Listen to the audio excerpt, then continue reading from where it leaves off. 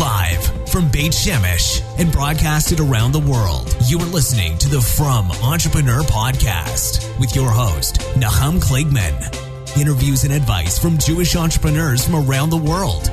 Listen, learn, be Matzliach. Welcome to the From Entrepreneur, episode 17. And today I am happy to interview Meir Goodman from Patient Communicator. Patient Communicator is an application that allows doctors and medical professionals to communicate with their patients. It's really an exciting venture. I'm hearing such amazing things about it, and I'm very proud to have Meir on board. Meir? Good morning.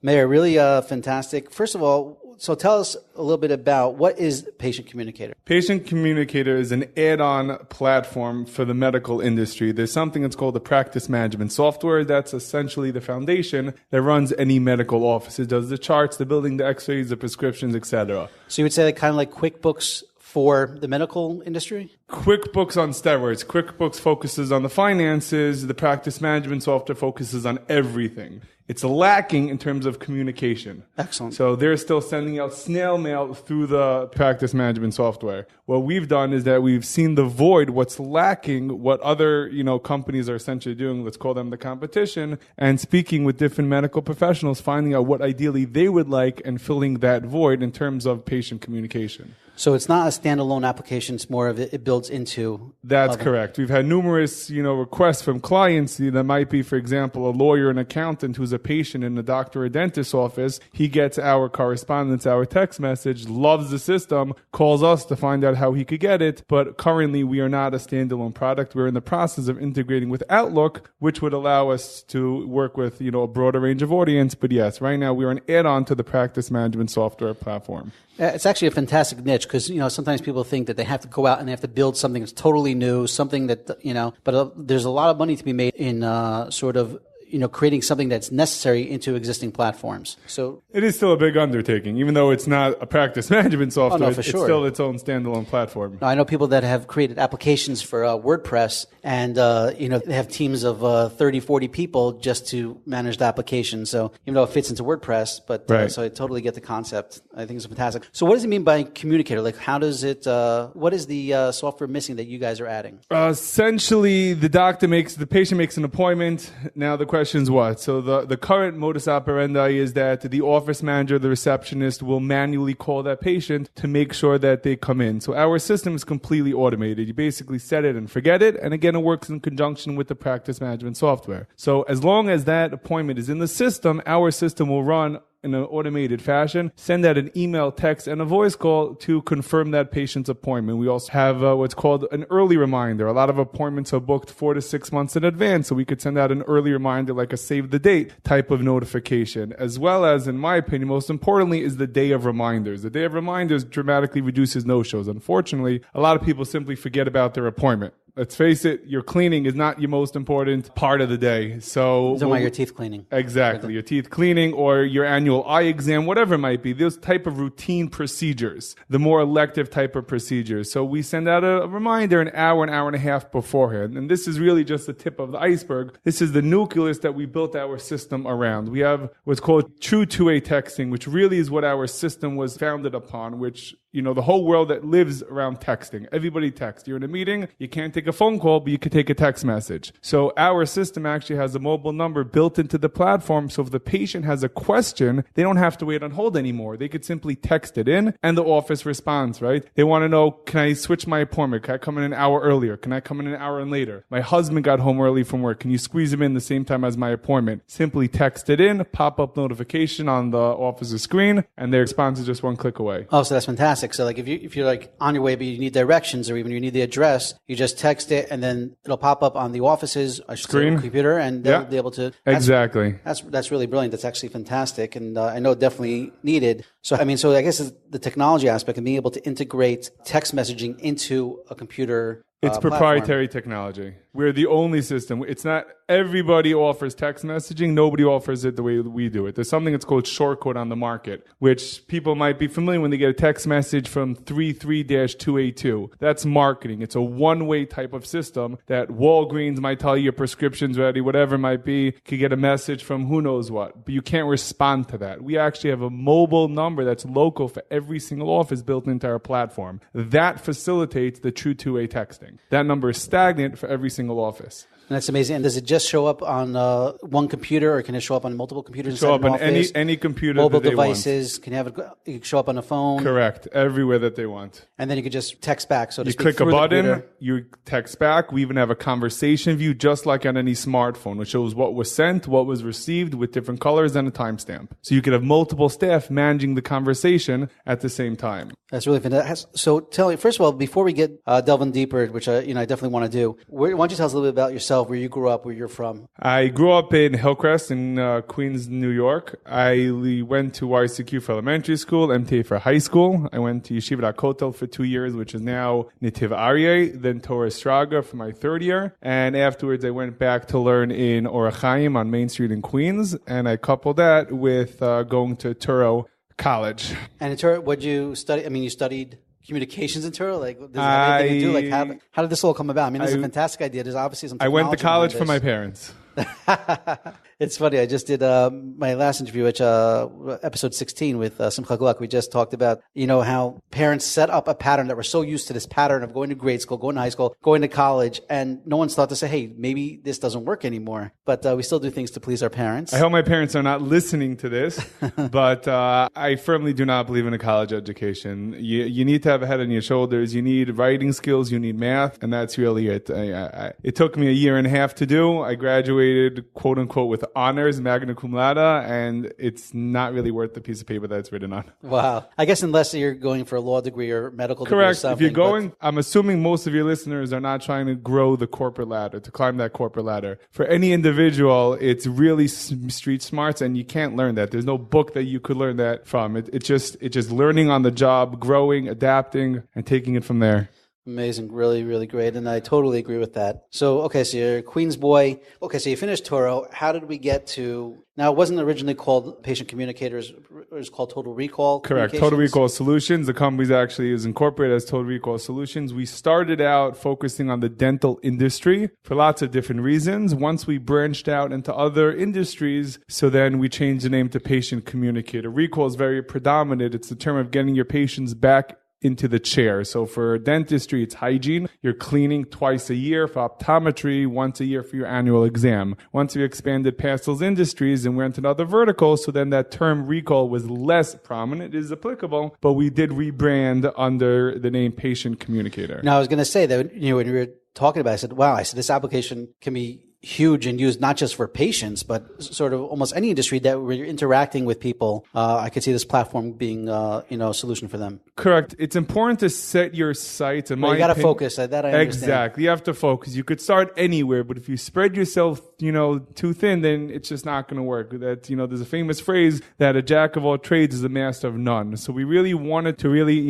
accomplish something, fill a void before you move on, before you go, to make sure that you're servicing your clients in the most efficient manner before you take on something else. So let's step back a little bit and say, okay, so you went from Turo. So when did you come up with the idea? What made you go into this? You saw the pain in the market, and then how'd you do it? Pretty simple. I was learning in Kollel for a lot of years, and for the reality was I needed to learn to leave Kollel. I needed to get a job. So on one hand, it was a very hard decision, but on the other hand, when something is extremely clear, it makes it a lot more easy to digest. So at that point in time, there were essentially two options in front of me. Get a job working for somebody else or work for myself. So I'm a schwitzer. I'm a go-getter. I'm a very hard worker. So I thought to myself, if I could work for myself and be my own boss, so then why not? So at that point in time, I essentially had two options. A friend of mine has a medical billing company, so he wanted me to go into sales for him and, help expand into other territories. Simultaneously, I was talking to another friend who has a online scheduler for parent-teacher conferences. Interesting. So I essentially took those two ideas, online scheduling, and thought that that's a great idea. Why not bring it to the medical market, right? Lots of appointments, very frequent,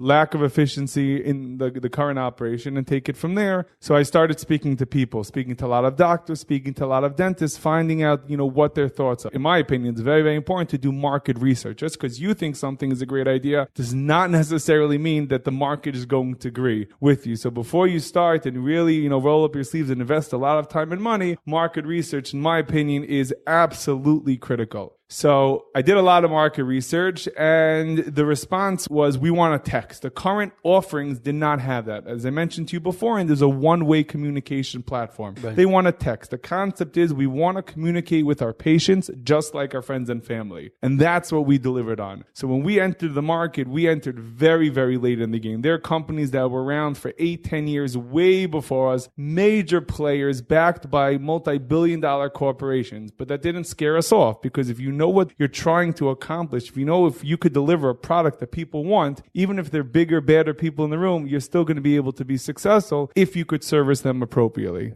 Really fantastic. And I totally agree with the market research. Too many people, they say, hey, why don't we open up another pizza store when there's already 4 existing? Or, or they say, I have a great idea. Why don't we do this? And they don't take that very important step, finding out who says that people are going to want your product. And even if they do want the product, who says that you could build it and sell it for a price that makes sense to them? Like a lot of times people will say, hey, it's a great product and, it's fantastic. But you know what? When you try to sell it for the profit you need to make in order to cover your expenses, it just becomes, not cost effective for companies. So absolutely. Research is definitely key.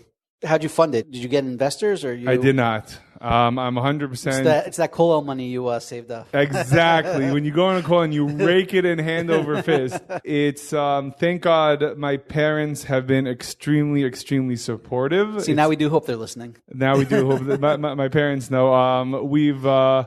I can't speak for other people. I could speak for myself. We've had offers from day one from people to invest into the company, to buy, 1%, 2% of the company. We've had offers to buy a majority share in the company. We've had offers to buy the entire company. And being the decision maker, being the sole owner of the company, I think that's led to a lot of success, because we're dealing with very large companies. The company's a lot larger than us. And if there's a board, if there's a bureaucracy behind that, because money comes at a cost. When you take on VC, when you take on angels, so you have to report to them. You're not your own boss. You have to answer to them. You have to do a lot of times things that you wouldn't normally do if it was up to you. But at the end of the day, they're calling the shots because they're the ones that funded it, and it's their money that's on the line. So by turning that down from day one and sacrificing, and it's not easy. I was saying, it must have been tempting. Someone's coming and saying, hey, I'll put X amount of dollars in your bank account. And it's sort of, you feel, hey, you get that nice chunk of change now. It's very hard to resist that. It's important to balance the long-term goals with that, I guess, let's just call it that temptation. It's very important to have a supportive family, a supportive network around you. There's no way that I could have done this without the support of my wife. We're going on 4 years now. And, one of the things that you asked me beforehand is, what makes somebody successful? And I think it's sacrifice. When you're dealing with an entrepreneur, when you're dealing with a startup, so you are the last person on the pole.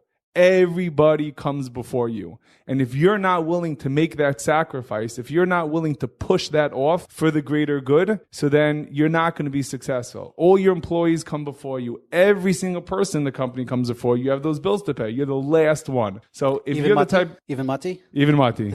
So if you're the type of person that wants that instant gratification, that immediate result, I don't suggest starting your own business. Incredible. Really, really important stuff. I mean, you're really hitting some important notes for entrepreneurs. And I just want to reiterate to what you had just said about not taking, when you don't take other people's money, you get to make the decisions. No one else gets to tell you what to do. You don't always have to be looking over your shoulder and trying to please everybody. And, that's important, because a lot of times people are tempted by taking the big investment, but then, you are meshubed to other people. So hanging on and holding out, and it also comes to not just taking money, but when it comes to taking a co-founder, these are all important points to remember. But it's a balancing act. Sometimes that comes with certain things. There's, for lack of a better term, there's dumb money and there's smart money. If somebody's willing to, roll up their sleeves, get into the trenches with you, open up doors for you, that's a whole different story. Sure. So it's a matter of looking at the big picture. I don't think there's, it's a black and white line that you could say take or not take. Everybody on their own has to analyze the pros and the cons. And what is, not everybody has access, to the funds that I quote unquote had. So it's important. And, just for the record, at every point in time, I've always asked my parents if they would like me to take the money. Mm-hmm. And every time, my parents both said, only if you want to, don't do it for us. Wow. And it's sacrifice. It's a long time, of not being able to pay your own bills and rolling over money from credit card to credit card. And it's a long call, but thank God once you get over it and you're cash flow positive, it's a whole different world to be your own boss. Right. Amazing. Really amazing. So what are some, I mean, you mentioned some of the challenges, getting started, but what type of challenges have stuck out in your head when building this over the last 4 years? And how did you overcome them? In my opinion, the biggest challenge that I personally had was finding the right talent. You could have the best idea, but if you don't have people to help you execute it, so then essentially you're a one-man operation. And it happens to be in the high-tech world that I live in with zero programming background, it's extremely important to have proper talent. So it's rough. It's really rough. When Did you outsource it first, the technology? I don't outsource anything. So from day one, you had From day one, I decided that everything is going to be in-house, because if it's in-house, you could control it. Mm-hmm. If you outsource something, you're dependent on circumstances that are out of your control. And when you're responsible for your product, when you're responsible for the clients and you can't deliver, they're not going to want to know, oh, it's because somebody else is this. It's your name that's on the line. And the only way that I could protect my name, my reputation, is by owning the resources. It's a very good point, because it's I guess the old story of being penny wise but pound foolish. Trying to save a few bucks by going over to India or anybody who's listening, stay away, stay away. So it's hard. I almost threw in the towel. We went when I first started the company. It was 6 months that a lot of development time, a tremendous amount of money that I guess was just gone. It wasn't usable, and I was ready to quit. And my father gave me the encouragement to continue. And thank God, from that storm, that disaster, came my CTO, who has been a tremendous bracha from Hashem. What's his name? His name is Yosef Kramer. Okay. And Baruch Hashem, we've been growing since. So it's perseverance. It's staying with it. Staying with it. If you look at every single success story, take Steve Jobs, for example, right? He was ousted from his own company. Didn't look very good for him. And then from that, he rebuilded. It's the example of Klal Yisrael, right? Take Klal Yisrael, like, the Churban in Europe. And look at Klal Yisrael now. Look at the Torah now. Look at where we're holding now. It's about rebuilding. If people gave up, so then what would it be? The Klozim B'Garevi.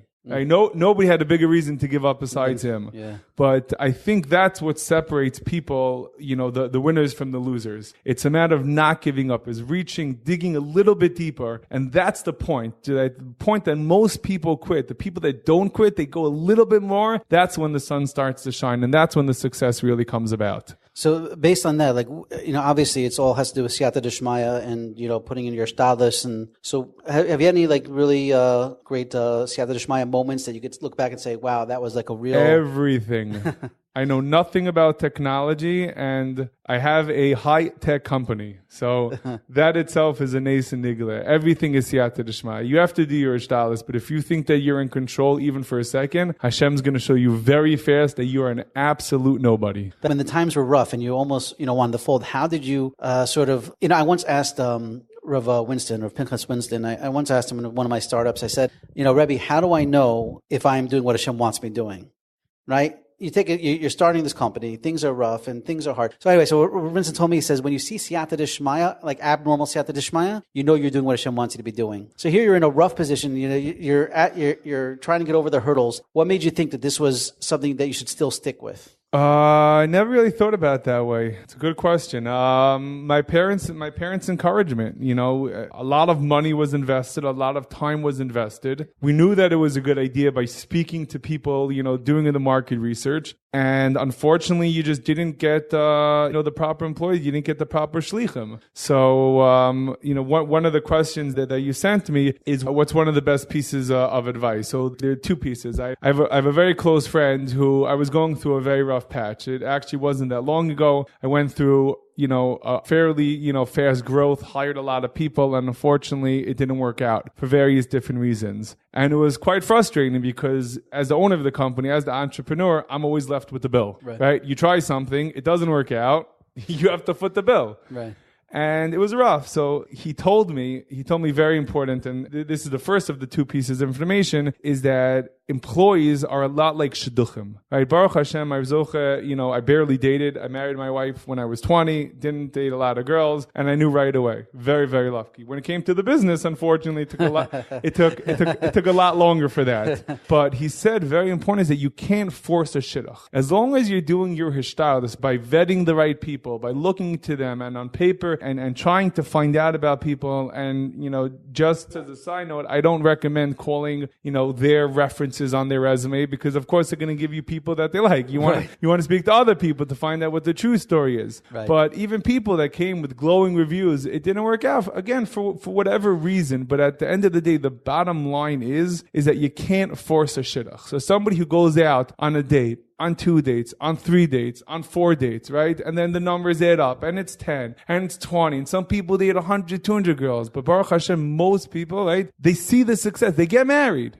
Right? The light's there at the end of the tunnel. It's the same thing with employees. You can't force it. So that's a great piece it's interesting because even if you do have the right guy and he's a smart guy and he's a good guy, like I'm a good guy, but it doesn't mean that he's a right fit for the company and what you're trying to do. Correct. 100% it needs to be a shidduch. And the next piece that I've heard countless times, and I tell it to everybody, in the company and in every stage, from Rav Eli Melech Kornfeld. So a Rabbi of mine, so he says beautifully, Hashem has a lot of patience for you. Have some patience for him. So we have our timeline, right? We want this to work. Why didn't this deal go through? It's all about patience. There are deals that I'm working on that the seeds were planted 2 years ago. And the payrolls are starting to grow now. So if you think that you expect, that the results that are going to happen overnight, then you're living in a dream world. You have to plan long-term. It's a long-term strategy. It's a long-term growth. And in order to do that, you have to manage appropriately. Cash is key. People burn through cash, and then when they need it, it's not there. So you have to be very frugal. You have to be very smart with it. There's, the famous mashal, and Chavos Halavava says you have the farmer. The farmer plants his seed, right? And he's watering the seed, and nothing's coming. He's getting all frustrated. So what happens? He digs it up. Right? And by digging it up, he ruined everything. What does he see when he digs it up? The seed rotted. Right? But that's the process that Hashem created. Right before it blooms, right before it takes root, it rots. So you're taking something that's nice, something that's expensive, you plant it, you throw it into the dirt, it rots, but right afterwards, that's when it blossoms, that's when it flourishes. So if you don't have that patience, if you ripped up that seed too early, you're just throwing everything down the tube. So you have to have patience. You can't expect results overnight. Wow, it's amazing, amazing advice, and I love that Hashem has patience for us. I think that's. I say it's so true. He hasn't given up on us, right? We all know ourselves better than anybody else. Think about how much patience Hashem has for you. Right. Have some for Him. That's really fantastic. It reminds me of I had a friend of mine who was a fundraiser for a school for teens at risk, and he once went on a 2-week trip to the States trying to raise money, and he really put in a tremendous amount of effort, and he came back and he had barely raised enough. He was expecting to raise $50,000, $100,000, and he barely raised enough just to cover the cost of his flight. And he came back and he spoke with the posek or Friedlander out of Yerushalayim. And the posek told him, he said, you put in your ishtadlus, you did your effort. Where the money's going to come from, that's up to Hashem. And it was like 3 days later that he got a check for like $50,000 from somebody he wasn't expecting it from out of nowhere. It had nothing to do with this trip. But we tend to think that, hey, if you do A, then B has to happen. We put in the effort, we put in the ishtadlus, and this is the way that we're telling Hashem that this is the way you have to make us succeed. When really it's the, as you said, have patience. Hashem knows what He's doing. Hashem knows how to make us succeed. And there's unlimited ways that can happen. We just have to, as you said, put in our best efforts. You have to, in my opinion, you have to do Das Torah. Every time, I'm planning a trip, should I do this? Should I do that? Certain times I have to travel, Erev Yontif, or sometimes, one time as I said, Simei Tshuva, different things. I have to travel now during the 9 days. It's all about Das Torah. I tell my Rebbe, he has the hardest job. Because you listen. Yeah, you listen, yes or no. He says, yes, I do it. He says, no, I don't do it. It's very, very easy. People get caught up in themselves. It's the I. It's nothing to do with you. If you think that you could read a book and follow the steps for success, no, you have to know what's proper ishtadlus. Now, that's a very, very tough question to answer. What is the geder proper ishtadlus? So you have to learn Sha'ar B'Tachon and Chavos Halavavos, but at the end of the day, you have to have a Rav, you have to have a posek, because Das Torah, that's the answer. If you should do something, you should not do something. It's all about Das Torah. They tell you to do it, you do it, and you listen. And that's incredible that you brought that up, because that's really the foundation of what the From Entrepreneur is all about. And what we're doing here is that, and the reason why I felt this podcast was important, is that we can't just go and read Seth Godin books and read marketing books and do. No idea who that is. See, we can't. You ask me one of the questions, what books do you recommend? And you put in a link in. Zero. You don't recommend any business books. I've never read a business book in my life. You've never. Amazing. So everything's just been from experience? Everything is on the job. You have to, you do your part, right? Somebody who's not, who doesn't have, let's just say, the intellect capability. Should he go to med school? Should he study? Of course not. Right. You have to have the proper kalim. Nobody's saying that. What somebody's strong in, somebody else is weak, and you have to know what your kochos are. But that being said, you just have to do, some people might be, you could ask a shayla. You could ask your Rav, should I read this book? Should I read that book? This and the other. But to me, you have a Rav, right? The famous story of the Chazon Ish, right? The Chazon Ish mapped out how to do a certain surgery. Right. He never read a medical book in his life. But no, Histako Baraisu Barama. Kadosh Baruch Hu created the world as a blueprint from the Torah. The Chazon Ish knew Kol Torah Kula. So he was able to tell them exactly what to do based on the Torah. So people think, you have to have this psychology degree and that psychology degree and all these different things. Rebbe of mine who I'm close to, Mordechai Finkelman, the Mashgiach in Orach Chaim, so he's Osik B'Shalom Bayis Yomam V'Layla. He doesn't have degrees. He didn't go to this school or that school, and you look at any magazine today, I'm not trying to knock down people, but it's, these Rashi Tevos after their name and that Rashi Tevos, and he has so many marriages that are Baruch Hashem thriving because of him. And how does he know it? Because he's a Rav. He knows Torah. The Torah gives you everything that you need. It's not that you have to go to this school and that book. And if I don't have this education, I'm not going to succeed. And I need to have an MBA and I need to go to that school. Fakir. What does Hashem want for you? If you could do it in a frum environment, right? This is called the frum entrepreneur. What's the frum entrepreneur in my opinion? Yeah. You live your entire life al pi Torah. That's everything. It's not that you have your home and then you have your work, and they're two separate things. Baruch Hashem, I'm zocheh to work in a frum environment. Every single person in my office is frum. That you don't have to worry about anything like that. The frum entrepreneur is every single aspect of your life, and it's a Torah hashkafa. It's not what you think. What do I need to do? What does this person need to do? No. You have to have a Rav. That Rav gives you the clarity that you need. What does Hashem want from you? So as I said, I do think that there is what to gain from secular business books, but we can't take it as, hey, if you do X, Y, and Z, it's going to work, because you could do everything that they say out there and everything that's succeeded for other people, but we run on a different rhythm, right? We could be working hard and have a great idea and get the right team together. And Hashem says, you know what? I don't want to succeed for whatever reasons, right? It's not going to matter. It's not a matter of the education, as you say. But that education needs to be kosher, in my opinion. Of course. I remember when I was in Turo, I had a complaint about a marketing textbook, right? Turo is supposed to be a nice Hamish environment, right? And marketing generally is not. So, I complained to the dean about it. So if somebody's going to go, with that cycle, it could be great, but you have to make sure that you're doing it. Is that Ratzon Hashem? If something is in, not kosher, if something has unsneezed pictures in it, is that what Hashem wants you to be reading? Right. I don't know. I'm just thinking out loud. I'm not a Rav. I'm not a posek. But I can't imagine that you're going to come out ahead of the game in terms of your business, in terms of your bottom line, if you do something and put yourself in an environment that doesn't make Hashem happy. I couldn't agree more. And, it's especially when there's a book called All Marketers Are Liars, right? By this guy, Seth Godin. And, it's one of his many books. And, if you think about marketing, and it is a shayla, because, what is marketing? Marketing is trying to convince you that something that costs 5 cents is really worth $3. Right. Right? So there are, but how does marketing work in the frum world? What are you allowed to say? What are you allowed to do? There's a lot of, I think a simple marketing tactic, right? You always see people advertising for $9.95 or $9.99, and there's different sciences and different studies that have been done on what to mark the price.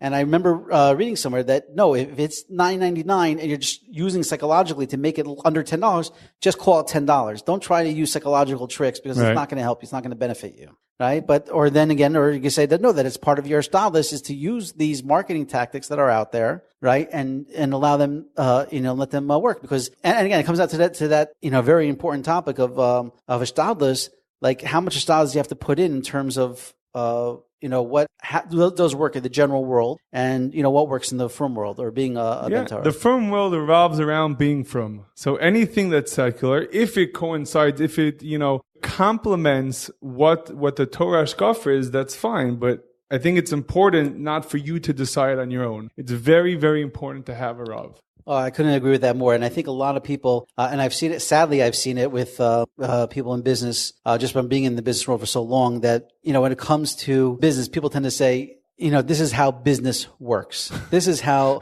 business is done. And it's like, but it goes against halacha. It goes against, like I was involved with a company recently. I had investors and they broke their contract with us and they held back their investment even though they weren't allowed to. And but even before that, they refused to give us money to pay employees they knew about and people that we hired to do work.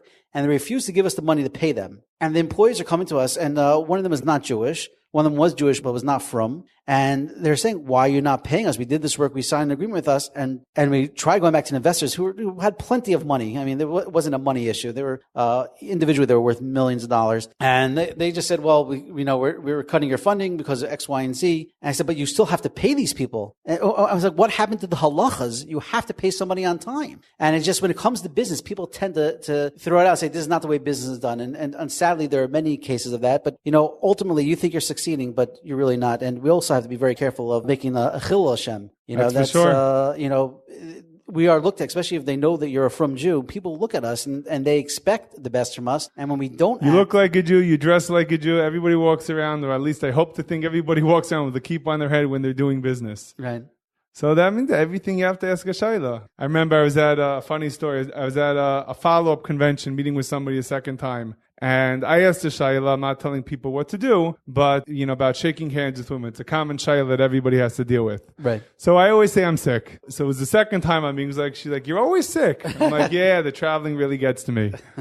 So I'm not a posik. I'm the farthest thing from posik. But everybody needs to have. You need to in every single aspect. That I just heard a shir from Rav Gamliel Rabinovich from Yerushalayim, and he says that what does it mean to be a yid? It's halacha. Every single aspect. He's talking about you can't do tshuva unless you did something wrong. He's talking about learning the kitzur Shulchan Aruch. Every single aspect. It's not just what you eat. It's how you dress. It's what you dress. Which shoe you put on first. And kol shekein when it comes to business, right? Achamei v'esem shana. Do you want $1 or a cent, a penny that's owed to that you owe somebody? Achamei v'esrim. Right. Chas v'sham. You think that you're making a few bucks here in the long term? You're gonna have to pay it back. That is the truth. That is the truth. You're never going to gain by doing wrong. And sometimes we get too caught up to going after the goyim and how they conduct and run their businesses, and we just assume that that's okay and that's common practice, and it's really not. And they always look at you as a Jew. That's what's important to know. Right.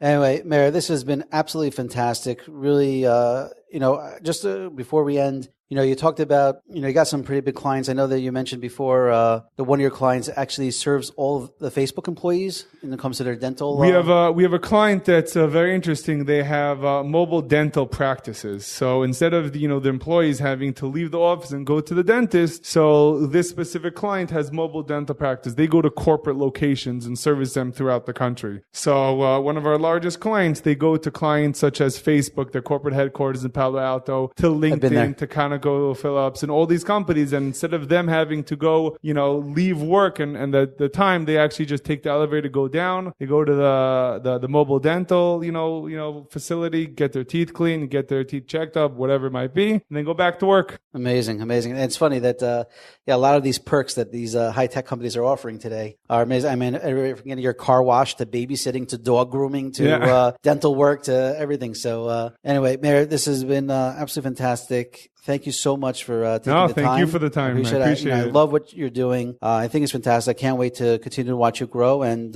continue to be matzliach. Thank you. Thank you for listening to the From Entrepreneur Podcast with Nachum Kligman. We hope you learned something valuable and will share this with your friends. For show notes, archives of previous episodes, and more information to help you start and grow your business, please visit our website, www.fromentrepreneur.com. Listen, learn, be matzliach.